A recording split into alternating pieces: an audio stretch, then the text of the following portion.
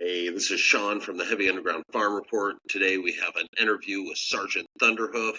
We had some problems during the interview. I forgot to hit record at one point and had some audio difficulties, but we got a good chunk of it here, so check it out. Sergeant Thunderhoof. You guys just released a new live album. I know you're working on some new stuff as well. What do you think the point becomes that you just don't want to play a song anymore live? Is it a time period or maybe a feeling period? You've had band member changes. Has that affected that decision as well? I don't know when it just stops feeling fun. I think there's still some pretty old songs that we play. There's plenty of old ones we don't play. Really tough to pick a set, especially if it's only 45 minutes. We've got lots of songs to choose from. So It's a combination, isn't it? Too. It's a combination of lots of things because there's some songs that we just go off. Yeah. No particular reason. There's some songs which just don't fit in the set. Like Darren said, if you've got 45, 50 minutes, like there's a track on Ride of the Hoof called Goat Mushroom that we all love, but it is 13 and a half minutes long. It's only so often you can pull that one out of the bag. And I don't know. And then you've also got to keep these things rehearsed. It's like we're not that busy gig wise as a band. We like to spend a lot of time creating and recording and writing. So when you've got a gig, you have to start rehearsing rather than writing. So you have to divert your attention from one thing and put it to the other. And so there comes a point where you can't keep everything rehearsed all the time. So like if you want to bring old songs back, something has to give, so you have to take something out. And then that's not rehearsed for a while. Because if we were to rehearse all our songs, that's about 6 hours worth of stuff. We're not that clever. Yeah. Well, I doubt that. Has the addition of Josh impacted your decisions on what song you're? Yeah, I mean, there's some songs actually that we're resurrecting because of Josh, because it makes more sense now, having those extra layers. Also, he's a good singer, Josh, as well. So there's lots of songs where I've done harmonies to myself, but we've never done it live because the rest of the band never wanted to sing. But Josh can sing, so it has opened up those possibilities. It's quite nice to revisit songs that we'd kind of maybe forgotten about and fall in love with them again. Like I know we started playing an old one. The last gig we resurrected Reptilian Woman. We haven't played that for a couple of years now, and yeah, it felt great. And it's partially because Josh has kind of given a slightly different vibe to it, but also it's just because a period of time has elapsed and we haven't played it. It's easy if you're playing a song, every gig to get bored of it. Sure. We talked earlier before I hit the record button about Josh's impact in the studio. Could we just talk about how Josh has been more than just an additional member on stage for your band and how he's been kind of a long-time collaborator with you guys? We've been working with him since... Actually, did we work with him before Terra Solace? What did we record with him before then? Do you remember that? Well, he actually did the first live album, Alive on Earth. Yeah, that's it. But in the studio, he's certainly with the studio albums. He's kind of always been part of the creative input. He's always been quite happy to make suggestions, and he wasn't shy about suggesting improvements. He just kind of has a lot of energy, and he's just a creative force, really. Whereas before we've gone into the studio and we've kind of felt like everything's done, everything's in stone, let's just try and capture it. When we started working with Josh, it was a little bit like, okay, well, actually, we don't have the whole song, and suddenly we need someone who's comfortable here to start throwing ideas at the wall and making suggestions, and he was just that guy. Especially in this Sceptred Veil, where we had kind of come out of COVID, we didn't have a full album, fully formed, ready to record. We kind of needed to learn how to write large portions of songs in the studio rather than in the jam room, and he was kind of critical to that, I'd say. But that's been really fun, is creating stuff. I mean, you go into the studio with the majority of the ideas there, but we're quite happy now to leave 20 to 30% up to chance. And that's really exciting for me.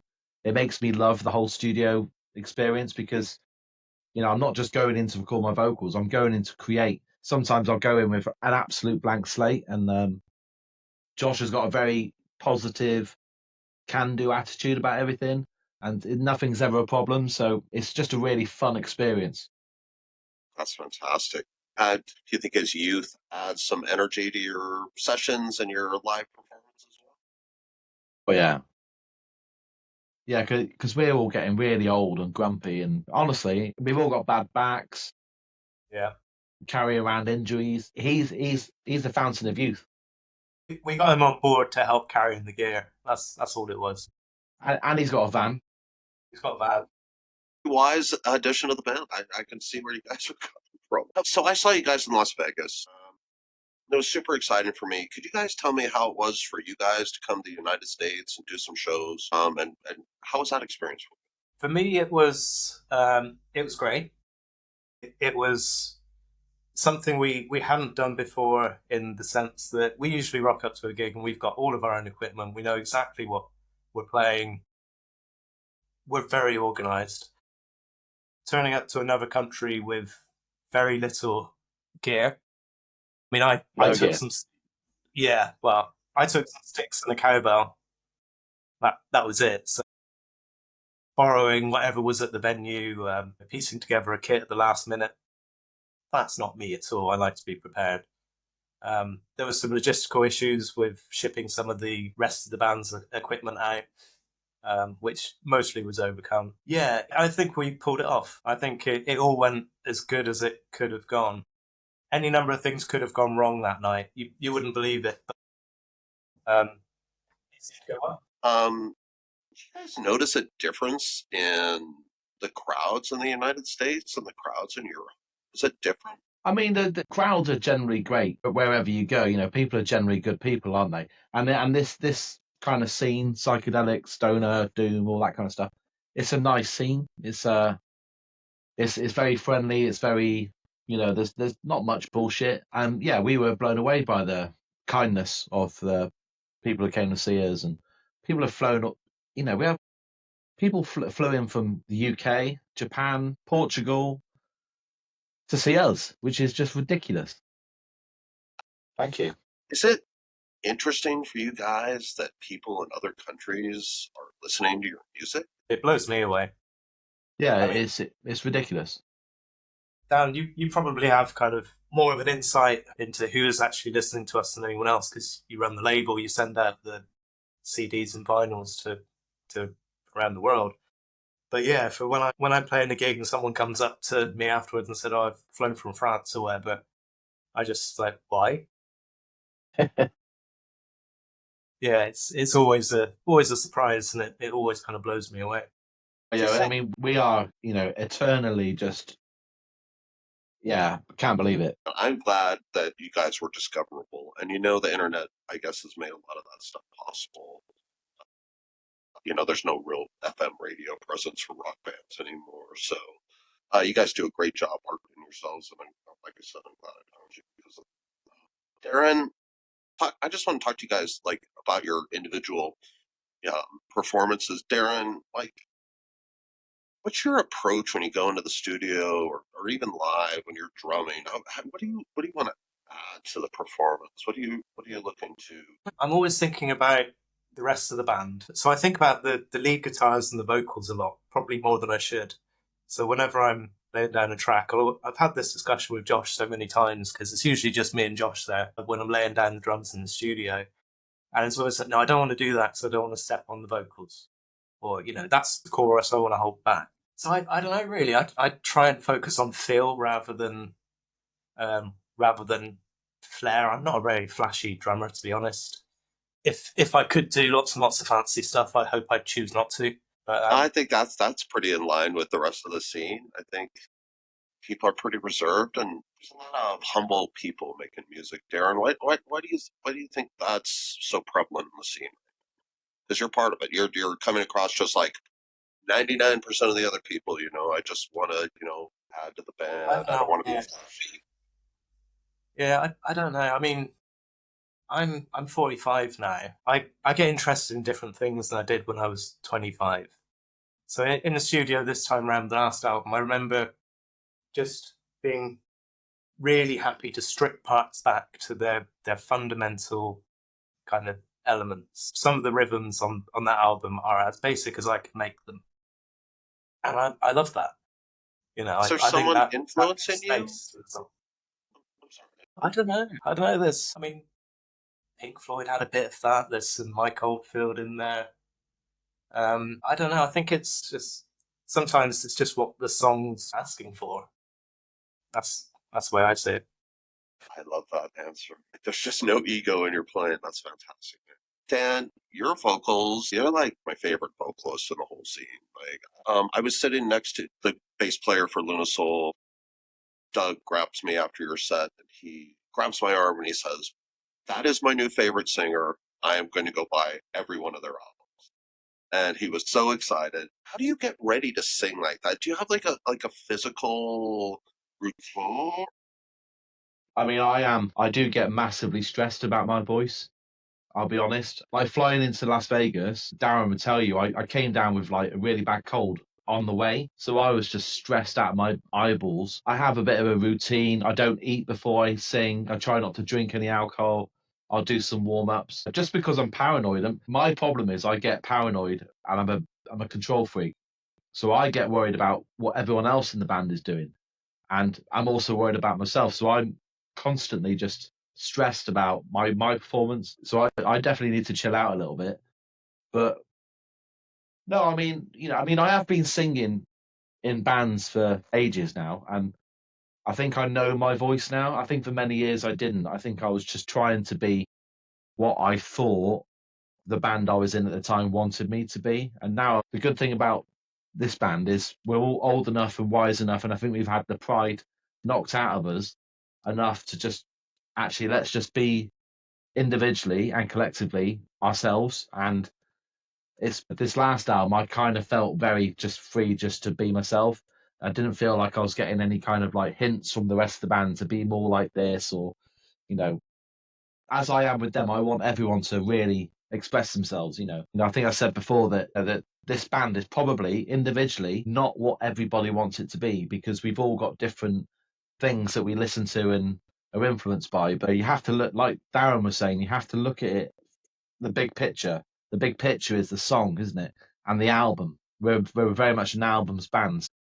We've always got that in our mind. So there's parts on this last album and the one before where I recorded tons of vocals, and when I sat down with Josh in here, when it came to the mixing, I was like, you know what, Josh, delete that.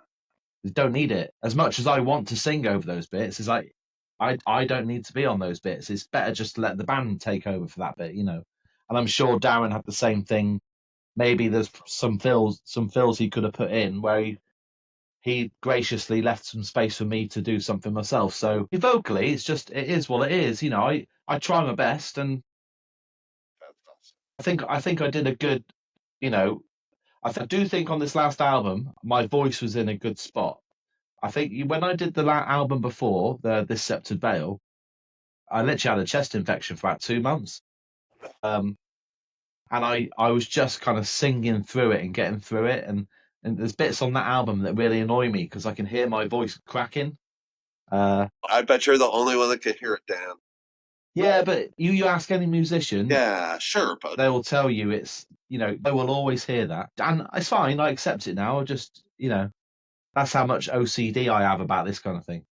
Go back and edit these videos, and yes, I. So yeah, totally. Hey, Dan, do you view yourself as more of a vocalist or more of a? I don't know. I'd say I'm a vocalist. I'm a front man. I'm not like a, I don't know. I'm not very rock starry, I guess. No, I think I was referring more to your lyrical content, not your banter on stage. Well, certainly the last couple of albums, I've been a lot more inspired from a storytelling point of view. I mean, it's always been there, but it's been a little bit more hidden. Whereas, the story on Ghost of Baden Hill is it's up front, So yeah, but no, I'm a singer. I enjoy singing, and lyrics is just something I'm stuck with. So I've got to do it. brilliant and insightful. You guys want to talk about the members of the band that aren't present, like Mark and Jim? We talked a little bit about Josh, but you guys want to just let us know what those guys are contributing to the band? Cool, I mean, we're good. so me, Dan, and Jim, we started our first band together 25 years ago. So we've been playing in various bands since then.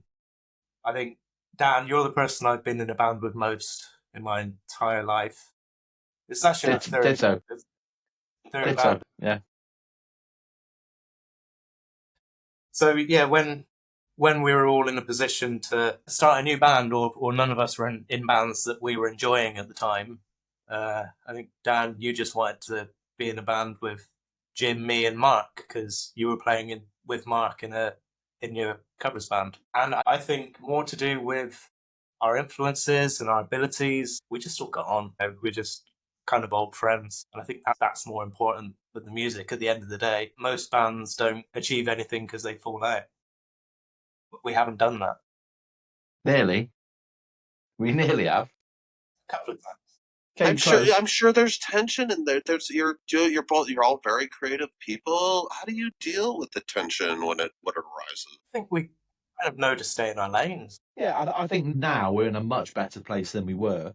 Like creatively, I think there's much more diplomacy and leniency is going on in this band now. And age is good for that, isn't it? You know, it's you can leave your kind of past kind of grudges and all that kind of stuff.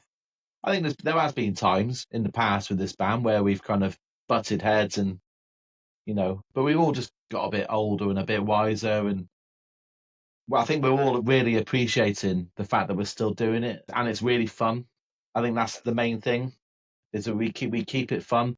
We never get too busy. We're not worried. It's lovely that people like the music, but if only 5 people buy the new album, I don't care. It's not really the point. No, you're not the only band that has expressed that sentiment. Making the music that you want to make is overwhelmingly important to almost every band that I've talked to. Hey, so I'm super excited about your new project you guys have coming up. I have contributed to the Kickstarter. Pink Floyd album that you're doing is one of my all-time favorite records ever made. You guys are making this album with like Hippie Death Cult, High Desert Queen. Could you guys tell me, like, how did this happen? Why did you decide to do a Pink Floyd album? Well, it's the label that I co-own with my friend Tim. We started in 2020 during COVID, just as something fun to do. We started recreating classic albums. So we did Alice Cooper's Killer. We've done Ziggy Stardust by David Bowie. We've done an album by a band called Budgie, who are from Wales near us, and a band called Sparks last year. The concept is that it's paying tribute to something exactly 50 years to the date of the original. So it comes out exactly 50 years from the original. And it's the whole album with different bands. And this year, we had all the albums from 1975 to choose from. And the only one that me and Tim could really agree on was Wish You Were Here. We both love it, So yeah, it kind of picked itself, really, this album. That's nice. Can you guys tell me which song you're doing, or are you waiting to announce that kind of information? No, I can tell you we're doing the last track, which is Shine On parts. Was it 6 to 9, something like that? How'd you guys decide who was going to do what songs? Did bands just say, "Hey, I want"? Well, generally, because generally Thunderhoof end up being on these albums because it's just easy to, and nobody else wants to do. That's it. That's it. We always get left the song that no one else has chosen, and that's honest. That's the honest truth. So, like on the Alice Cooper one, we ended up with Halo of Flies, which is the hardest bloody song in his entire catalogue because no one wanted to do it. That's great. But that's cool because you like a challenge, and that's coming along really well. Darren's done all his bits for it already. Sounds brilliant. So, how do you approach covering songs from an album like that? There's got to be, you put your own original spin on it. I'm sure you just don't want to just mimic what they've already what Pink Kind of Floyd had already to did. with this one, I think. There's some parts of this song that we just couldn't do. There's like a hot funk section, which, you know, if we did, it would sound awful. So we've had to make it our own, I think. It's a fine line, isn't it? Like, you know, Yeah. we've done quite a lot of covers over the years. Sometimes just for fun. Sometimes, you know, a label like Ripple or Magnetic Eye want us to do a cover. There's some songs that it would be blasphemy to change it, you know. Some you've just got to say, well, this is our best attempt. We did a cover of a Kate Bush song back in COVID. That's probably kind of the furthest away from the original that we've gone. We really did something different with that.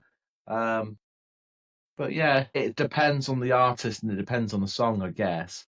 It is a fine line because you don't want it to sound like you're just, you know, mimicking the band. Otherwise, what's the point? I can't We wait. we did Time by Pink Floyd quite a long time ago now, and we did it pretty much verbatim, or at least I did.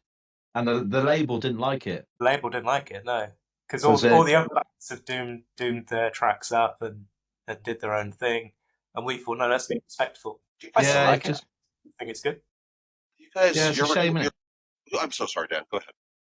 No, I just say that was an interesting one because we were really happy with our version of Time, but when we sent it to the label, they were just kind of like, "Oh, we were hoping you'd do something different."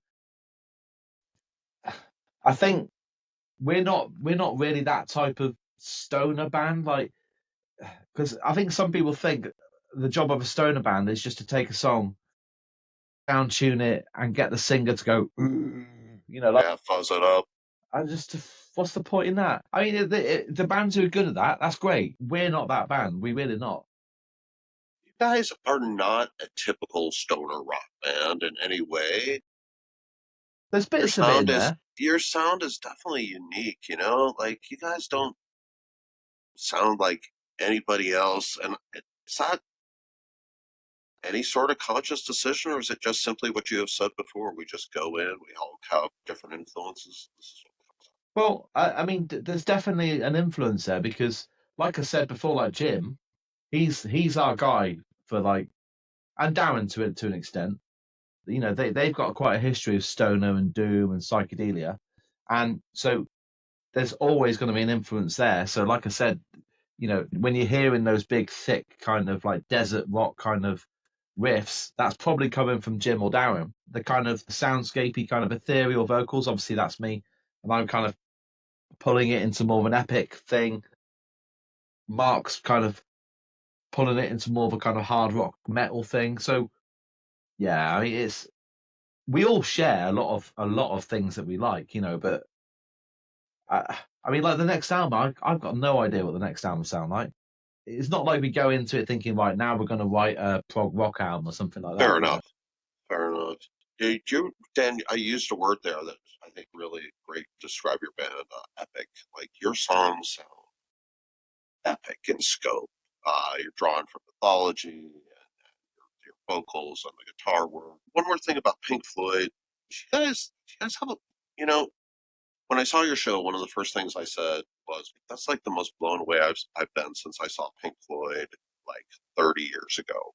Do you guys have, and I can see a Dark Side of the Moon, a picture right behind you, Darren. Is Pink Floyd special to you guys in some way? Is that just, once again, kind of coincidental? I mean, I like a lot of Pink Floyd. I wouldn't say they're my favourite band. You know, I keep going back to Dark Side and what's the other one, Meadow. I really like that one as well. Full disclosure, my wife picked that. Yeah, I think their influence is there.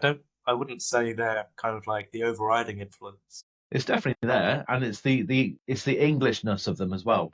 Yeah, I think like Britain and England is a big influence on us.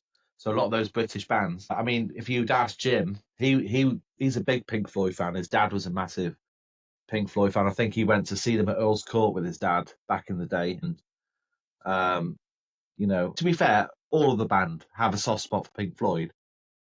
But then it also, you know, like vocally for me, I love Faith No More and Mike Patton. I love Devin Townsend. You know, I love Chris Cornell, King Staley, all that kind of stuff. Yeah, it's a melting pot, isn't it? I mean, I used to work in record shops, so I used to have a massive, well, I still do have a big music collection, and You know, it's Americana, folk rock, punk, everything. Darren, do you listen to a lot of different stuff too? I mean, my taste varied over the years. I definitely did go through my stoner rock stage. Got a bit bored of that, but there's always kind of outliers in any of these genres that stick. Like, so I got into Clutch, got probably about 7 years ago now, and I can't get enough of them. Probably just because I have so much respect for the drummer, John Paul Gaster.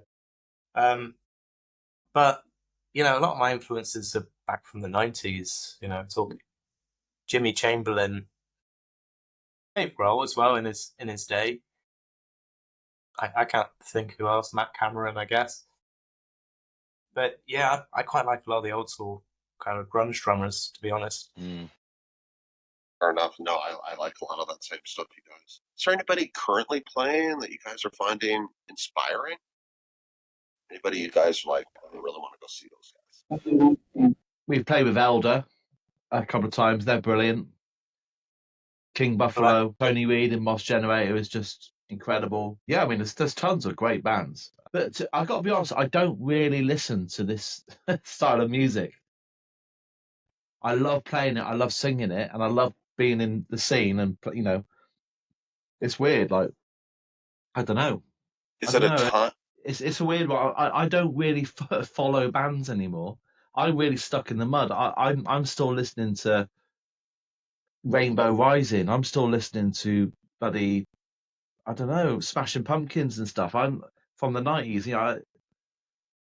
Alice in Chains, and I got really set in my ways for a long time, and then about 10 years ago, I got really into stoner rock, kind of like you talked about, Darren, and all of a sudden it was like, oh man, there's this whole genre of rock that I always hoped existed that I didn't even realize existed. And now I've spent the last 8 to 10 years going through all this. Big part of that. There's some brilliant bands in the scene, like really good band. And the cool thing about this scene is that it really isn't covered by the mainstream. You mentioned FM radio. I think that's actually really cool that we're completely ignored, because it means that actually this is punk rock. This is underground, and I think it's quite a nice thing to be in the underground scene, largely ignored by the global populace. So for me, as a fan, part of me wants to see you guys just fill up stadiums. I was at Red Rocks yesterday. I live in Denver, Colorado, and I saw some reggae bands at Red Rocks, and there was about probably 7,000 people there, and just one of the most beautiful places to see a concert. And they had a cool light show, and all I could think of was what would it be like to see Sergeant Thunderhoof on that stage with those lasers, this sound system. But there is a personal connection on this scene that doesn't really happen anywhere else. Are you guys okay with that? Are you okay with not achieving Led Zeppelin superstardom? Is that even anything you think about? I don't think that's what this band's about. It never was. We didn't really even become a band to be a band. It was just, well, it'd be nice to see you. Can we get in a room and play some music? Yeah, that'd be good. So yeah, it's not on my radar. Every time we get a gig which we consider good, it's like, wow, they asked us. That's brilliant. Yes, someone else asked me recently about why aren't you guys playing such and such, and I honestly I am very, very happy where we are right now. I don't know. The idea of this band becoming successful stresses me out. It does. I would rather not do it. I'd rather keep things exactly as they are right now and carry on playing to the same 20 people. That's fine. We never really go hunting for gigs as well, do we, Dan? We don't think, it'd be great to play that show. Let's hound the promoter every weekend until he finally begrudgingly says yes and hates us forever. So you don't sound like if Tool asked you guys to go on tour, it doesn't sound like you guys would be able to do that. No, I'd do that. Yeah, no. Yeah, that would be pretty cool. I mean, I guess with that, you can't say no to that, can you? And we'd probably go down like a bag of shit to all the Tool fans. They'd absolutely hate us. But yeah, you'd be a fool not to do that, wouldn't you? But within reason. I mean, we've all got families and jobs, like actually physically couldn't go away for 30 days unless they're paying us good money. If Maynard James Keenan wants to chuck us $100,000, then we'll do it. You heard him, buddy. Let's get that check written. Seriously, you guys would be fantastic to see you guys get that kind of opportunity. I think you would appeal to a much larger group of people than you've been exposed to. You guys are very unique but accessible. Tell me, guys, you guys just opened up a new website, right? You're selling music and merchandise through that. How important are cassettes and vinyl to your band? The sales of those? Massive. It's massive. It's the one thing that keeps the train rolling. It's the reason I started the label was I wanted to remove a lot of the triggers that could potentially derail the band. Because can you hear me? Yes, I can. Yeah. So obviously, me and Darren have been in bands for years, and obviously one of the things that used to break those bands up was every time you have to go to a studio and ask the band to get their wallets out and start spending money on stuff. It just adds unnecessary stress. When you're trying to be creative, the last thing you want to be thinking about is money and business. So I thought, well, I'll take on the label side so I can basically finance it all. So when it comes to recording a new album, it's weird because I'm in the band, but I'm also the label. So I'm financing the whole thing. But that's nice because it means the band don't have to think about that. I just do it. And so selling it on vinyl, CD, all that kind of stuff, it's absolutely crucial because it literally keeps the lights going. Hey, so one this is not a complaint by any means, but do you guys have? I would love to see you guys get a U.S. distribution type of deal. Sometimes shipping on your albums from Europe is super expensive here in the United States. We do kind of have that. So we've got contacts with.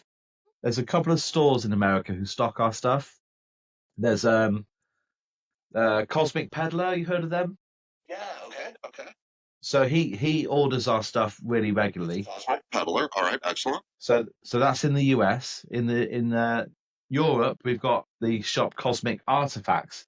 For Germany and France and all that kind of thing. If they want to save money on their postage, order from them. Which we are trying in a small scale to try and kind of increase our contacts like that. It's hard though because if you get proper distribution, because you're competing with the majors, the actual unit rate that these distributors will pay you when you're a small band like us and we're dealing in small quantities, it's actually probably it would cost us to do it. Well, we can't have that. So, for instance, if we get like 300 records pressed, because it's only 300, we don't have the buying power of Sony. They could probably get their records pressed for pence, Sure.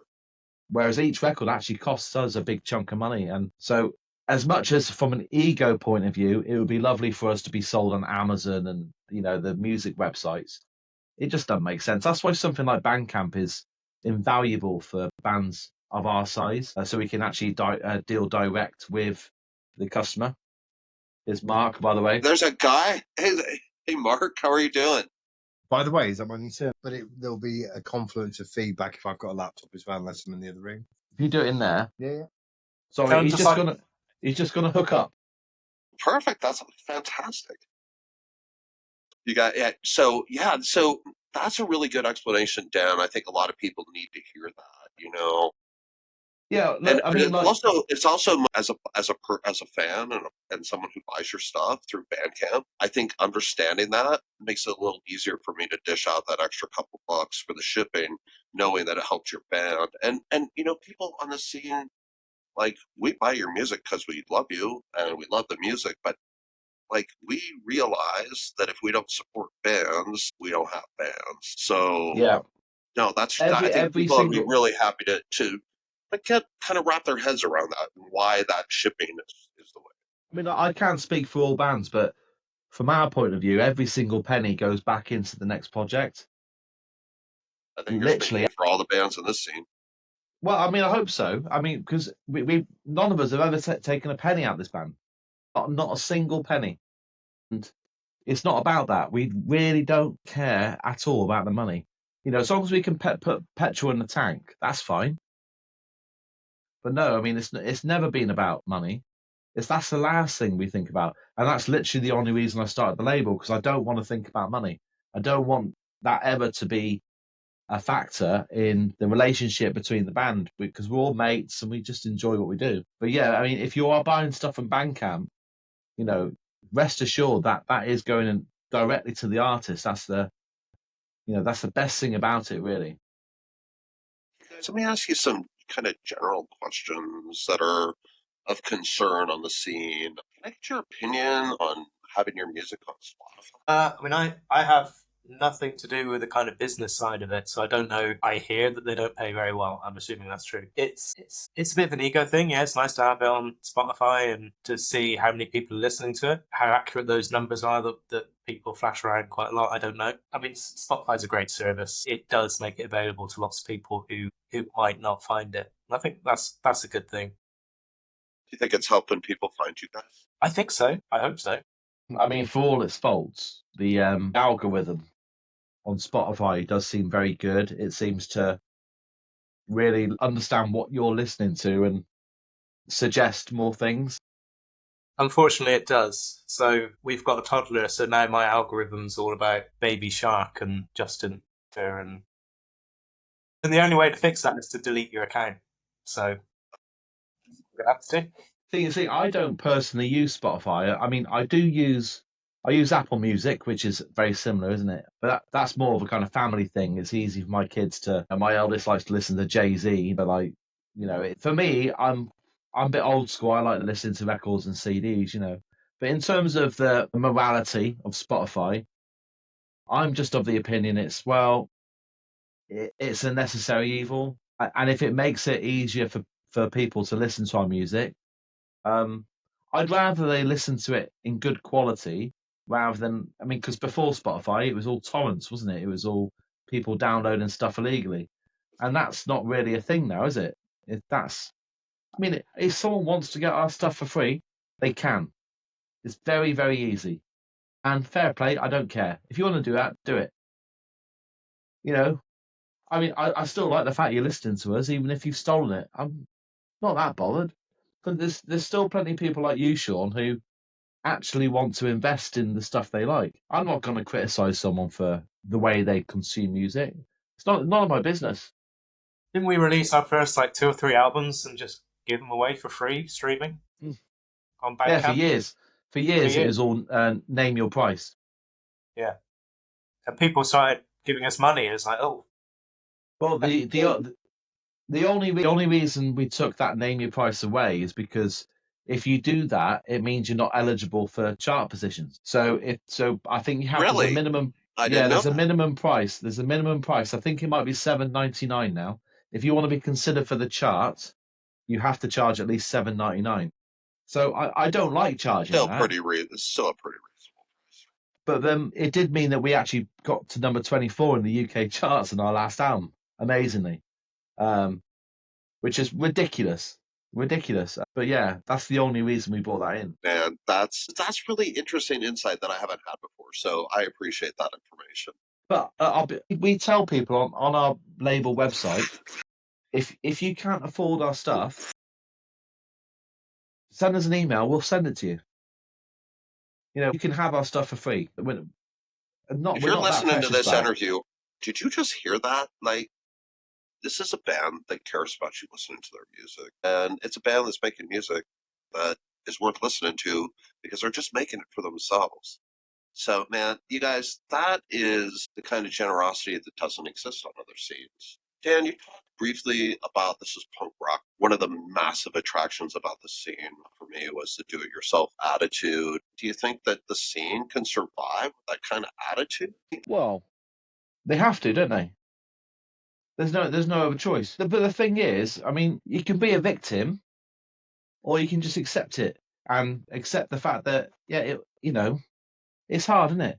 But then we're getting something out of this. We really enjoy it. I love creating music. I love playing gigs, and I love meeting people. And I don't care about the money or anything like that. I mean, look. I mean, if we were in our late teens, early 20s, this would be different, wouldn't it? This would be a different conversation because we'd be shooting for the stars, you know. Sure. But when we're at a different point in life now, where we can, I don't want to speak for Darren. I'm just kind of that's how I feel about it. I think that the scene wouldn't be as nice at all if it suddenly gained enough momentum that there was a lot of money in it. You'd lose those genuine characters that we meet. We know so many people up and down the UK and in the US as well and other places. And you build up those relationships, and if there was a lot of money involved, that would be a very different dynamic, I think.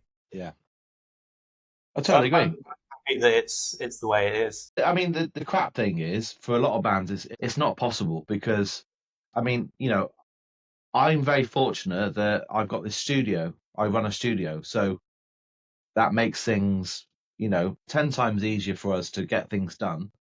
But then again, I did make it, you know, so it's like, it's not like it didn't fall in my lap. You know, I had to create the business, and not everyone has that facility.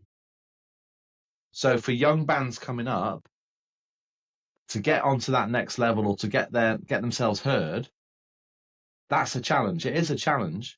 And I think, you know, that for our style of music, there isn't really, you know, we don't get grants or anything, do we? There's nothing that can support you.